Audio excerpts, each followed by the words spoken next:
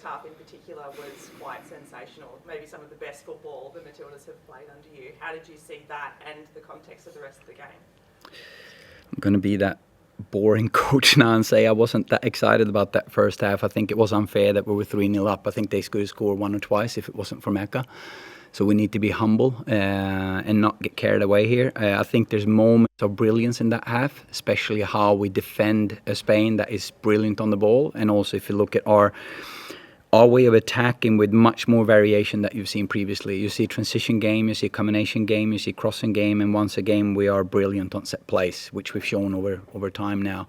So in that sense, I'm very happy with the second half. And honestly, I don't think we lost the second half either. You know, in terms of performance, they scored 2, but I honestly think if I'm informed correctly, I think we actually scored a goal that wasn't offside. And also I think we could have scored another couple of goals if our final passes would have been on a little bit better, because we have so many opportunities to score in second half as well. But on the other hand, they could have scored another 2-3 goals as well.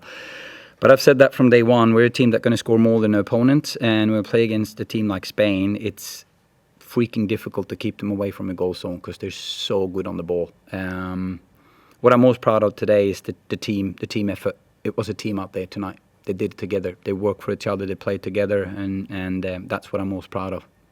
George? Tony, did that feel like the 2 goals in the last 20 minutes kind of take the shine off the performance a bit for you? There was probably a chance to really go out and make a statement against one of the other teams you'd like to be competing with for the World Cup later this year.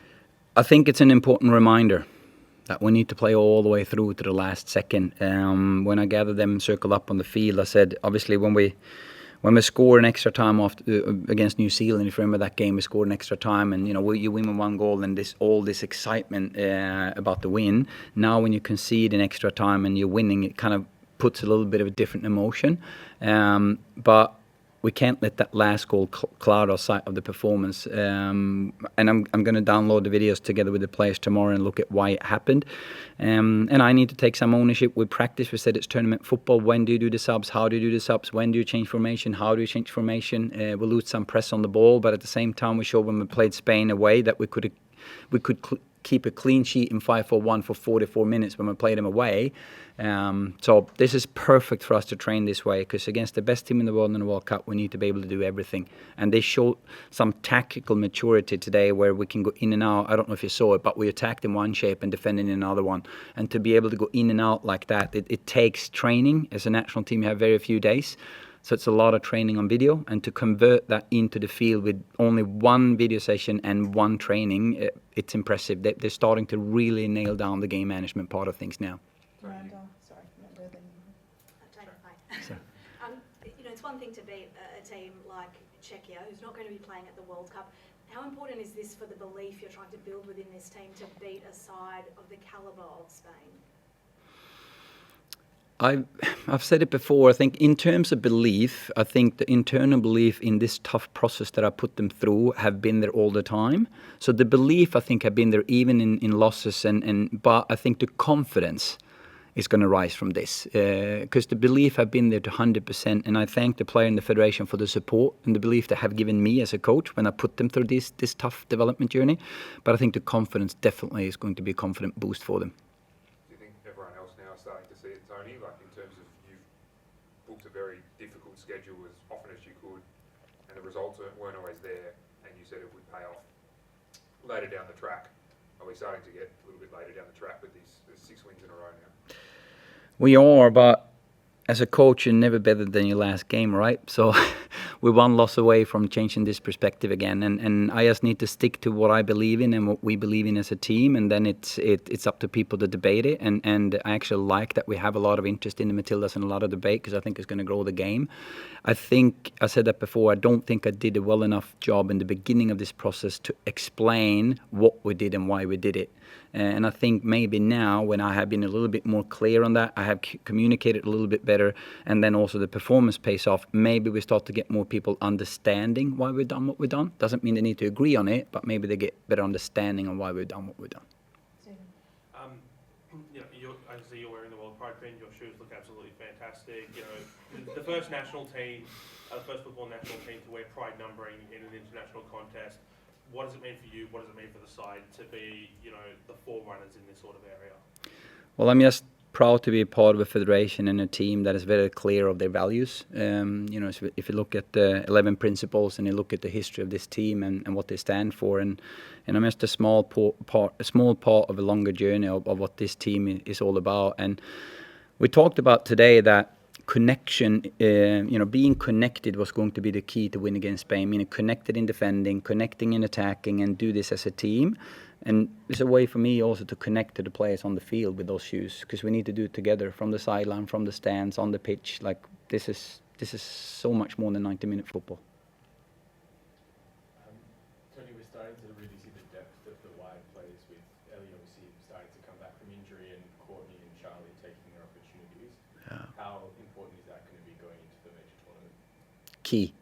You're spot on. We actually spoke about it last night when we looked at the lineup and talked about the lineup, and we talked about game change. Actually, one of my good friends and coaching mates in the staff said exactly what you said now. Look at the depth, look at the options we have now. And we would not have been there with that if it wasn't that. I give you an example again, Charlotte Grant. If you would not have been giving all those opportunities to play against top opposition and be okay to do mistakes and learn from it and get better and better, Courtney and Evan the same thing. Like they had 0 caps when I came on board, and look at where they are now. And it takes time, it takes investment, and sometimes it takes some bravery as well to do that from the federation, from the players, and from myself. And I'm happy to see that depth now, and that's what we need in the World Cup. Tony, there wasn't too many changes in the starting 11 from Thursday night. Is there going to be, when you look forward to Wednesday, more changes, like giving some of the more role players more time? This is always going to be the challenge as a coach, and we're paid to try to find answers before we know if it's right or wrong. And sometimes you get it right, and sometimes you get it completely wrong. I admit that, and you learn from it. Tonight, for example, I need to look at the timing of a couple of things I did in the second half and take ownership on that, and look at the video and review that. Also, some communication issues tonight from the bench to the players. I don't know if you saw in the second half, we ended up in a 6-back for a minute and a half, and that was not an aim to do that. And it's when we have 80,000 in the stands, we need to learn to communicate with other things than words. And so that's a good learning experience as well that I take ownership for. I think consistency and coherency is one of the reasons why you've seen this growth. I said that back in September, if you remember. I said, we throw the big net out and had, I think, about 58 players, 17 debits, and it might be 18 now. But then we said in September, we're going to try to narrow down and work more on consistency. So we're going to recover now and then look at how the players pull up physically, how Rasso is with the finger and such, and then we go from there. And then I always try to schedule or plan for a team that can be the best team for 90 minutes, not just the best starting lineup, meaning how can we play 90-minute football against each opponent. So that's going to come into consideration on the last game of the tournament. Final 2 questions, Adam, and then we'll have one more. Tony, the combination of Caitlin and Sam up front tonight, what did you make of it? And as a add-on, how much coaching do you need to give them in terms of their movements and understanding that they stay in each other's activity and out of each other's way? Gosh, this is almost like a coaching course in a workshop. I love this because we can talk night and day about this. I know, but I promised you last game that I'm going to have short answers, and now you throw that at me. I've got a 3-hour drive up there. So No, honestly, I'll go back to the Sweden game now. The Sweden game we played 4-3-1. We had a very, very clear plan on how to defend Sweden, with Caitlin as a 10, Sam as a 9. They just shredded us apart. Even though we had a plan what to do, that's for 30 minutes just played right through us. We couldn't do it. During the game, we changed to the 4-4-2 without actually having trained it. And we had discussed it before. Should we play Caitlin and Sam next to each other in defending and then have freedom in attack, or should we play a 10 and a 9? And seeing what they did in that 4-4-2 against Sweden, you realize that as a national team coach, it's all about getting the right players in the right spot with the right mindset. And if I tell them too much and give them too small of a frame and overcoach 2 players like that, I actually don't think we're going to see what we saw tonight. So what we saw tonight is actually not my coaching, Sam and Caitlin. It's just me being lucky enough to put the right players in the right spot with the right mindset, and then it pays off like that. No more questions? Or? No? Oh, sorry, Telly, final question. You mentioned Mackenzie Arnold, she had a phenomenal game. It was pretty unlucky that she had the first 2 goals in at the end. You've now seen all three of your keepers in quite a bit of game time over the last 6 months or so. How are you seeing your decision shaping up as to who's going to get the cards for the World Cup?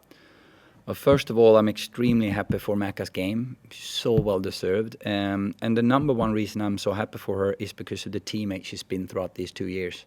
She's had a very tough situation where she at times even had performed well, very good club football, and I still have played some other goalkeepers. I made a tough decision in the Olympics, if you remember. Tegan had 0 caps when I came on board. She played 1 game against Sweden, that's her first cap, and then she was the starting goalkeeper almost for the whole tournament in the Olympics, except Lydia when I wanted experience in the opening game.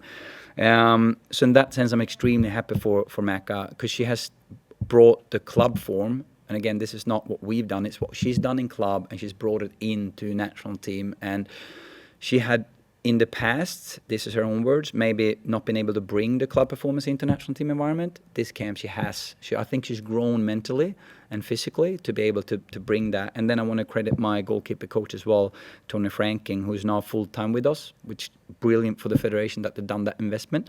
And I know that he's working with our goalkeepers on daily basis. And so that's Tony Franking and Macca's performance, and I'm so happy for them. Thanks everyone, that concludes the press. Thanks everyone. Thank you.